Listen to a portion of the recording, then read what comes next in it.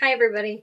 If you're like me, you're super impatient. You don't have time to mess around for a week for a project to come together. You want to use it this afternoon. Well, this project's for you. So what we're going to work on is a super fast tea towel project that you're going to be using this afternoon.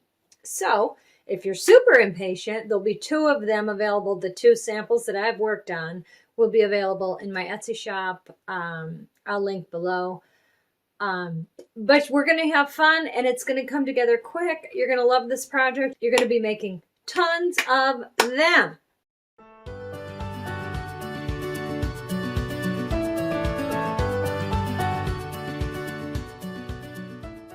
You're going to need 2 pieces of fabric. The first one, this one, after I remove the selvages, it measures 22 by 24. And the next piece we are going to need is the remnant, which is 5 by 22. I don't need all this. This ruffle I want to be 1.5 times the width of my main piece. And my main piece is 24 inches. So I need this ruffle to be 36 inches. So but make it as full as you want. So this is not going to be overly full. I want it to have a kind of a simple, relaxed sort of make do with what you have feeling to it. So I certainly don't want it to be crazy like a tutu, you know what I mean? So, okay, here's 36. I'm just going to grab my scissors right here.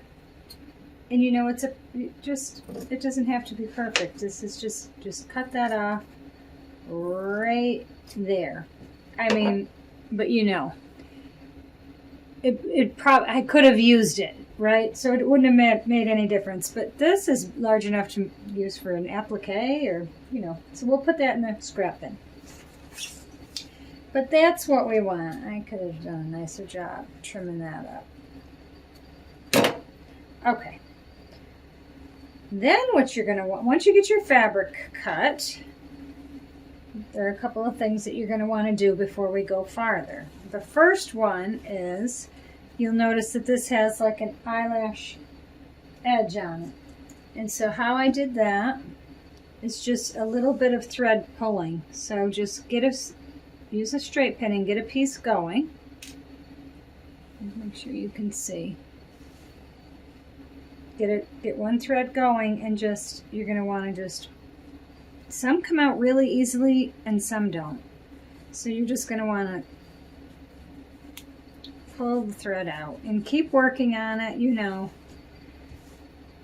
all the way down till you get, if you want a lot of eyelash trim, then you're going to do a lot of thread pulling. If you just want a little, then just do a few rows. But this is good enough for me right here. I'm happy with that. So I'm going to leave it like that. In the sample piece, I also had some decorative stitching on the piece, so we'll do some of that too. Now what we're going to do with this trim, I said we're going to ruffle it. So I'm going to ruffle it on the serger. I have a serger, so that's how I'm going to do it.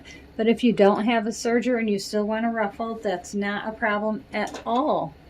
Not at all. What you're going to do is you're going to run 2 rows of stitching with the longest stitch length that you have, you know, 3 or higher. And you're going to run some would call that a basting stitch. You're going to run 2 rows of basting stitch parallel to each other. And you know, leave some distance between them. You definitely don't want to run into each other. So leave some distance between them. And when you leave your thread tails on the one end, the end that you started, make sure your thread tails are long and tie them in a knot so that you don't accidentally pull them through, because that's miserable when that happens. And the reason that you're going to you could do it with 1 line of stitching, but I like to do 2 for the security in knowing that if one of those rows breaks, which I've had that happen, and you have to start all over. So if you have 2 lines of stitching, it's just a little bit of security and assurance that even if one breaks, you have a backup. So That's why I would do 2. But you can do 1 if you're brave, if you want to. So once I get these ruffled, I'll show you how I do that, but let's talk about this for a minute. So on your main piece of fabric, you're going to actually hem 3 sides. So we've got 1, 2, this is the top, and this is the other side. 3 sides are hemmed, and our base is just waiting for our ruffle. So, or the bottom of our tea towel will be waiting for our ruffle. And I think we'll throw a line of, if we do, I think we'll do our decorative stitching right along here. So that is how we do that. Oh, let me just say, in your hem, so let me grab my seam gauge to show you. So what I like to do, and you know, do what you like to do, but this is what I like to do. This is just about 1/4 of an inch turned under and pressed, and then about a 1/2 inch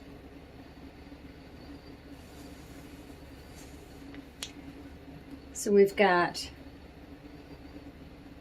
just about 1/4 of an inch turned under right here, and then turn it again about a 1/2 inch on all 3 sides. These corners I pin because I don't want the 1/4 inch piece to go wonky on me and come out the side. So a little pin in those corners will just help keep that nice. You could pin the whole thing if you want. If you like that extra little. If you like pinning, you can pin the whole thing. If you don't, you don't have to. So that's that. Now, so let me turn it the right way. So this will be our tea towel. If you want to, now would be a good time to put an embroidery design on. You can do it now, or if you'd prefer to wait till after your ruffle's on, so you have a really good idea of the overall length of your towel, you can do it then too. I like to do it after I'm completely finished. So let me get our ruffle ruffled, and then I'll come back and show you how we're going to put that on, and we will finish off our top stitching for our hems also. Okay, I'll be right back.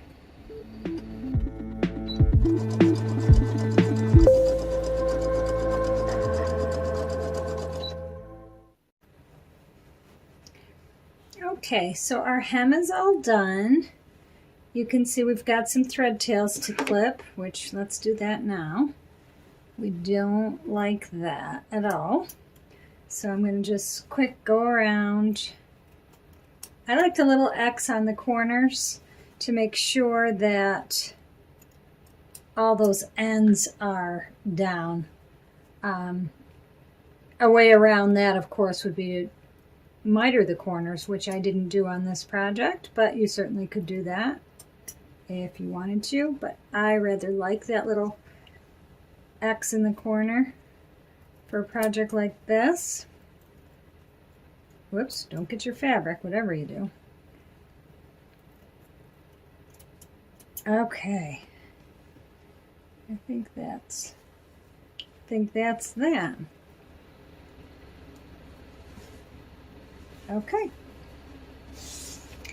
So, cute so far. Easy so far. You won't believe this, but I have about 2 drops of white thread left in my entire sewing room. All-purpose thread, that is. I have to get out and get some. I have comb thread, but not, you know, which I'll end up having to use until my thread comes. Oh well. So that's that. So it's very finished looking, looks very nice. You can see when we fold it, it will be, oops, very cute. Now what we have to do is add our ruffle. So this is what it's looking like so far, and we'll add our ruffle and our decorative stitching, and we'll be good. Good. All right, I'll be back and show you the ruffle. Okay, so our ruffle is ruffled. And now what we want to do, let me just clear up my work area a little bit so you can see what I'm doing. We want to get this ruffle, which is a little bit bigger than our area. We want to get it in place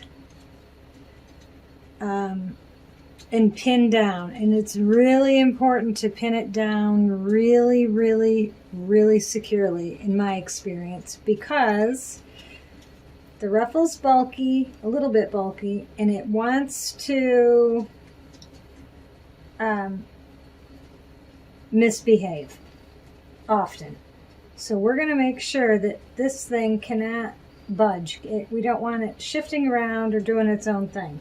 We want it to do exactly what we want it to do. So we're going to start. We've got it in place. I've got the two ends.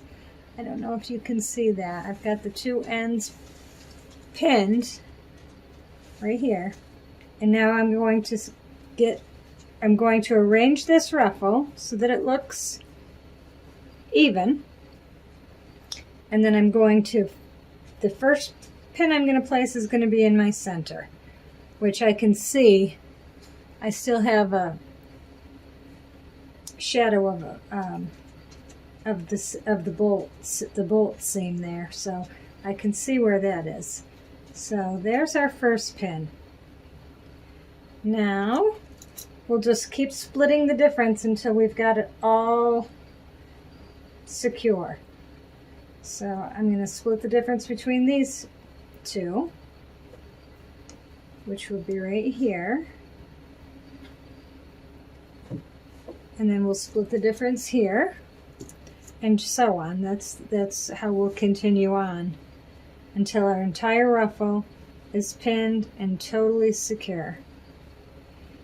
You know, if you have a different way, leave in the comments. This is how I do it. Certainly you do. If you have a better way that works good for you, that you're comfortable with, then do it that way. But this is the method that I use, and it works great for me. So that's kind of the point of the joy of sewing, is you can, there's lots of methods, just find what works best for you and stick with that. Okay, now we've got this end down here where we've got a little extra, but we're not going to freak out about it. We're just going to ease that ruffle in. You know, I'm just going to do that right now while I'm right here. I'll just split this. This one really seems to want to roll. That piece wants to roll over. We are not going to let it.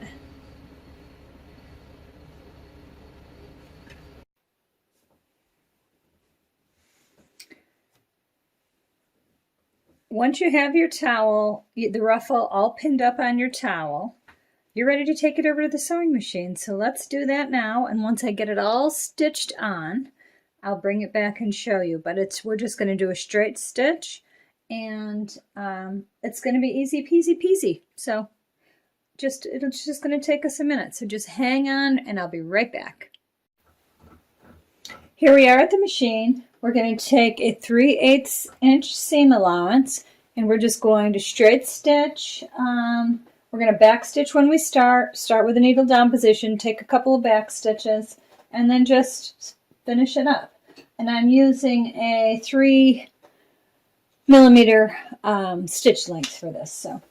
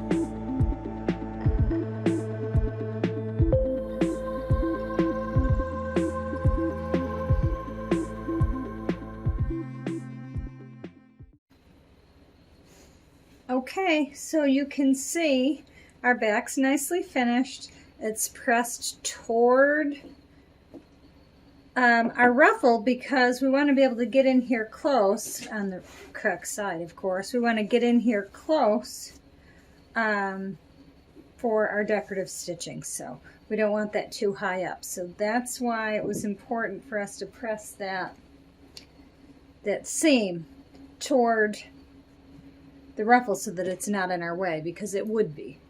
So let's move on to the next step, which is going to be putting our pretty decorative stitching on, which really, I mean, you could be done right now if you were happy with this and you didn't want anything. Let me just get it folded up so you can see. If you didn't want, or you could absolutely be done right now and have an absolutely adorable tea towel. It's gorgeous. We've got our little eyelash trim, which I love. It's got a very relaxed, you know, a very relaxed, easy feeling about it, which that's what we were going for. So we nailed it. So happy. All right, so now what we just want to do, this does take it up a notch though. So, you know, like we said, if you just wanted to go for a very relaxed feel, be done now. And you've got it. If you want to have that tension between, yeah, I'm all relaxed and chill and casual, but I got a little class in my pocket, then you're going to want to put that decorative stitch on, which I kind of like that tension. So that's what I'm going to do, and I'll show you how it turns out. All right, before we get into that top stitching, I wanted to see if I can get you to focus on this. I hope you can see that. There are edges out here on this needle. They actually pierce the fabric, and that's what creates, you can use your decorative stitches without a wing needle, but they're not the same. If you use a wing needle, it puts that really delicate hole in the fabric and they say it's not cutting the fabric, that it's just pushing the fibers out. So you can judge that for yourself. I don't know if it is or it isn't. They're not sharp though. The edges are not sharp. But what I will tell you about this, you just don't put it in your machine and take off sewing. What you want to do is make sure that this is going to fit down into the throat plate without causing a problem. You want to make sure you have enough space in your foot for it. And I use it with my machine and my machine's needle in its center position, and I don't have any trouble. So, but this makes a really nice effect that I think you'll like. I'll show you when we're done. There's one other thing that I should have mentioned about heirloom stitching using a wing needle. So underneath your fabric, you want to stabilize that with a piece of stabilizer, any kind, doesn't matter. You're going to pull it off anyway, but that helps to reduce puckering. So you definitely don't want to go through all the trouble, because decorative stitching is a thread vampire. So you don't want to go through all that trouble and have it be a puckered mess. So I'm going to just take you over to the machine quick and show you. I just wanted to show you quickly. We're rounding the home stretch here. We've only got a couple of inches more to go, but you just tuck your piece of stabilizer under your garment or towel, whatever you're stitching on, and you're going to you're not pulling anything. You're just going to guide this thing. So I'll just show you quickly. So we're just going to guide this we're just going to let the machine do all the work.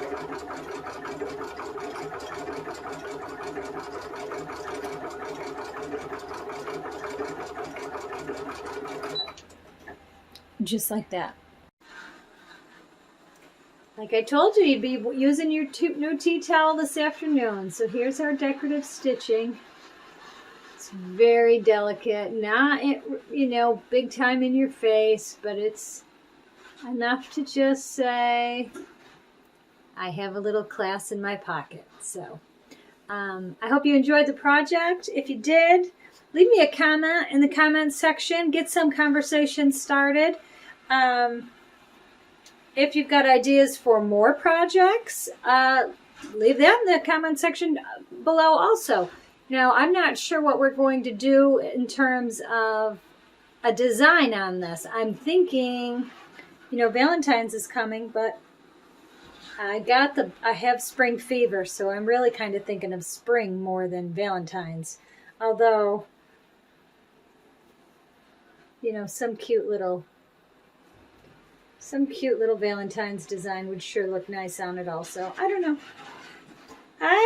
If you have an idea, let me know. All right, guys. Thanks for sewing with me. Have a great day. Bye-bye.